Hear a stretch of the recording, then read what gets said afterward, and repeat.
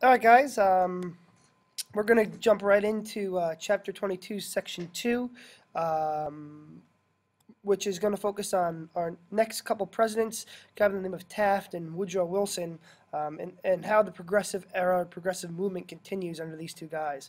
So while you're watching this video, let's just keep in mind this question: in what ways did individuals affect the political, social, and economic life of the country during the progressive era?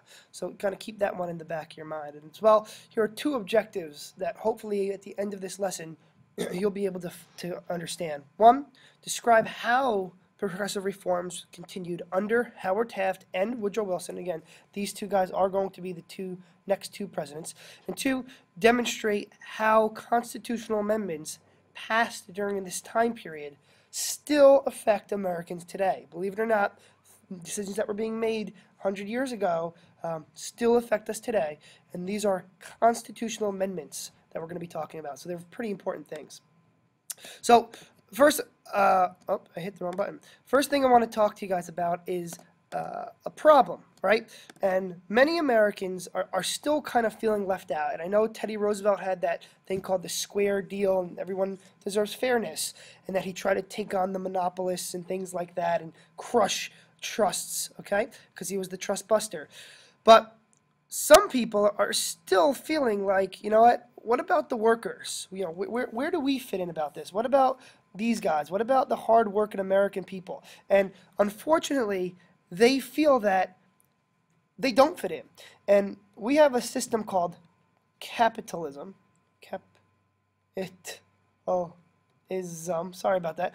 Capitalism. And that's the system that we have here in America. That's the way our economy works. All right?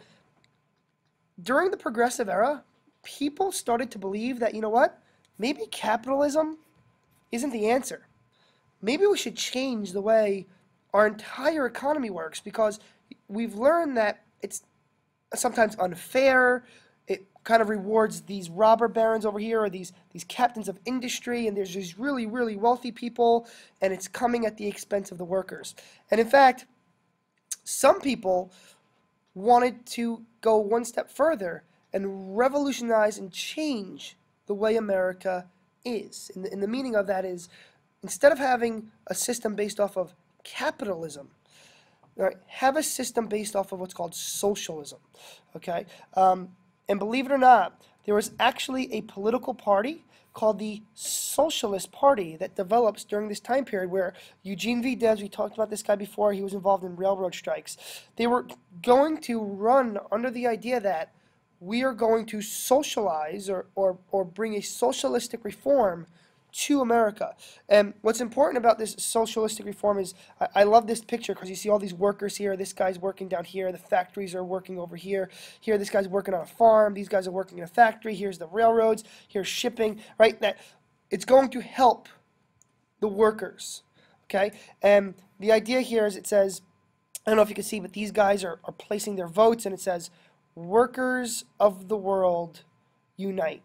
Saying we need workers to unite. We need reform. We need change. We have to change the way that our economy runs, because it's not fair to workers. So what is socialism? Let's kind of take a look at this and break this down. So the first thing we have to look at is, again, we have a capitalistic society. We have capitalism here in America, right? We have a system where we reward success. We have something called a free market system, which means that basically supply and demand dictate price. Remember, we did those origami swans, and we talked about the supply and demand curve. It kind of looks like this. Supply goes this way and demand goes that way. Okay, and that influences price. And basically, we have some people who are really, really rich.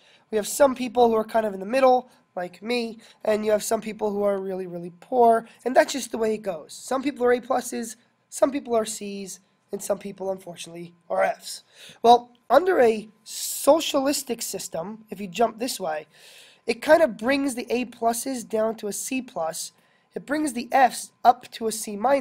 So it kind of tries to make everyone not even, but more equality. And that's the idea behind it.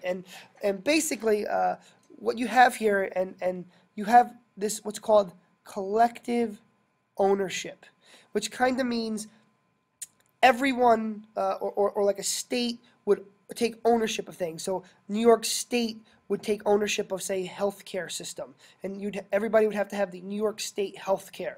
Okay, it's a system by which there's a large redistribution of wealth and a large welfare system.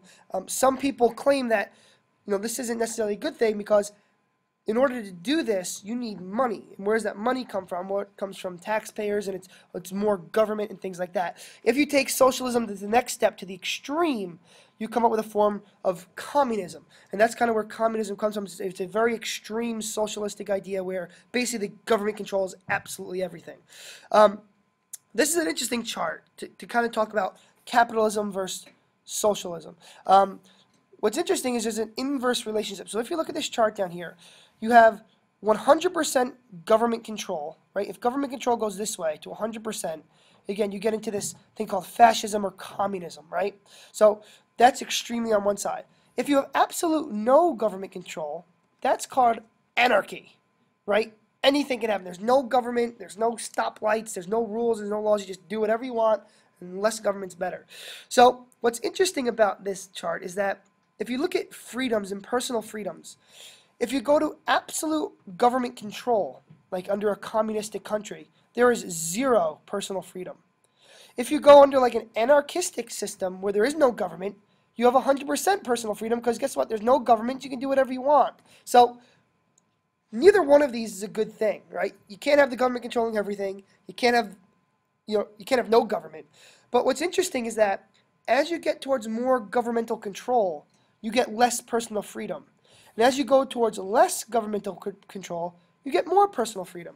And you have to look, where were the founding fathers when we founded this country? They were kind of in this area right here. Yes, you had government control, but you also had more personal freedom. So this is kind of where we are now.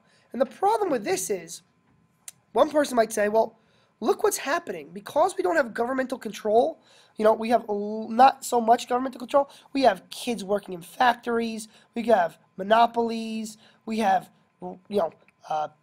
dead rats are being put into sausage and being sold to people. We have products that are unsafe being fed to Americans. So we're kind of letting this run rampant. So some people say, well, this progressive movement, we need to kind of go this way. We need to kind of get more government control. And in fact, this whole socialism idea is that keep going, more control until you actually reach what's called a socialistic system. So I kind of made a mess out of that chart, but I thought that was a cool chart. So we're going to talk about this tomorrow in class. We're actually going to debate this. What do you think? Do you think it's better to have socialism, or do you think it's better to have capitalism? Again, people would say, under a socialistic system, you're taking my money because we need money to run all these systems, and it's not fair. Why should we have collective ownership? Why don't why can't there be people who are really wealthy because they have great ideas? And on the other hand, you have this capitalistic society where it's all about the dollar, right? What's the bottom line? The bottom line is profits. The bottom line is making money. And because of that, yeah, maybe I'll pollute the environment. Maybe I'll, export my business to China because it's cheaper to manufacture there, and I can employ people in sweatshops and stuff like that, because you know what, it's all about money, right? So again, what's the lesser of two evils? And we'll kind of debate this in class. Let's bring this back to our curriculum and what we're talking about. In the 1908 election, I mentioned it briefly, there was actually a movement to start what's called a socialist party. It was a political party. So you had three political candidates running in the 1908 election. You had William Jennings Bryan running for the Democrats, Eugene V. Debs in the Socialistic Party, and you had this guy, William Howard Taft, running for the Republicans. So you had three parties all vying for the presidential candidacy. Lo and behold, William Howard Taft becomes our next president following Teddy Roosevelt. A couple interesting facts about William Howard Taft. He was our most obese president we've ever had. In fact, he weighed over 300 pounds. I believe it's like 330 pounds. In fact, if you look at this little infographic about NFL linemen, in 1970, there was only one NFL player who was over 300 pounds. Okay? Now, today, the modern NFL, these guys are even bigger than ever. But it shows you how big this guy could literally have been one of these massively huge NFL linemen. There's a funny story about how William Howard Taft was so big that he actually got stuck in the White House bathtub, and he had to have people use butter to like lubricate the bathtub to get him out. And this is actually a different bathtub that had to be used for William Howard Taft, which is a huge, oversized bathtub. And these are actually four normal-sized people, 1, 2, 3, 4, sitting in the William Howard Taft bathtub. So that's kind of a little fun fact about Taft.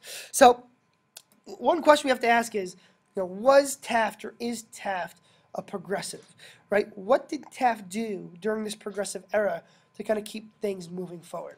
So let's keep that one in the back of our minds and think about that as we move forward. But let me tell you what things happened while Taft was president. One thing that happened while Taft was president was something called the 16th Amendment to our U.S. Constitution. And again, we've already talked about this year the 13th, 14th, and 15th Amendments. 13th freed slaves. 14th Amendment is equal protection under the law. And the 15th Amendment gives slaves the right to vote, voting rights. Okay, this is the 16th Amendment. The 16th Amendment, oh boy, it is an amendment passed that allows the government to collect an income tax. Here it is. Congress shall have the power to collect taxes on income. Oh boy. All right, now we have income taxes. 1913, worst year ever, right? The 16th Amendment is now passed, and now we have to pay taxes. Say it ain't so. Unfortunately, in America, it's part of the deal. To live in this great country, you have to pay taxes as per the 16th Amendment to the Constitution. But what's interesting about our system today, which you might not know, is that we have something called a graduated income tax. Meaning, in our country, the more you make, the higher tax rate you pay. Take a look at this chart down here. It's basically the 2011 income tax. It's called a table or tax rates. It's pretty similar to right now. So if you make up to $8,500, you get taxed at a rate of 10%. Right? You got to pay 10% of that $8,500 to the government. If you make anywhere between $8,500 to $35,000, you have to pay 15%. If you make $35,000 to $83,000, that's where I am. I pay about 25% to the government. But I do also do some chaperoning and extra things. I coach. So actually, believe it or not, I'm in this tax rate. I'm in the $83,000 to $175,000. I pay 28% of my taxes to the government. And if you make above $175,000 to about $400,000, you pay 33% of your taxes to the government. Now, we can debate this in class if you want. Like, is this fair? Why don't we have a flat tax? Meaning everyone pays 10%, or everyone pays 20%, no matter how much you make or how much you don't make. I mean, that's a question we can talk about in class. But just to make you aware of, guys, there's also 3 other very strong taxes that pretty much affect everyone on a daily basis. There's something called the sales tax. This is pretty obvious to you guys. If you go in and buy a pack of gum that costs $1, right? It doesn't actually cost you $1. It costs you $1.07 because we have a sales tax we have to pay on top of it. All right. Property tax, something all of your parents probably know a lot about. You have to pay taxes on your property. All right. These taxes go to local schools. School tax. Again, the school needs money in their budget to do things. Again, these taxes also go to paying for garbage pickup. These taxes also go to paying for plowing snow in the winter. You have to pay those workers, okay, to get the snow off the roads. All right. Also, another tax you probably don't know about is something called an estate tax. Believe it or not, if you die and pass your inheritance on to someone else, those people have to pay a tax on what they inherit. It's actually also called the death tax. Okay, so believe it or not, you don't even stop paying taxes even when you die. You still pay taxes. It's pretty funny, which is why, again, 1913, the worst year ever. Boo, taxes. What I'm going to do is I'm going to cut this recording off right here. Again, I want you to look at the 16th Amendment, look at Taft, look at the capitalism versus socialism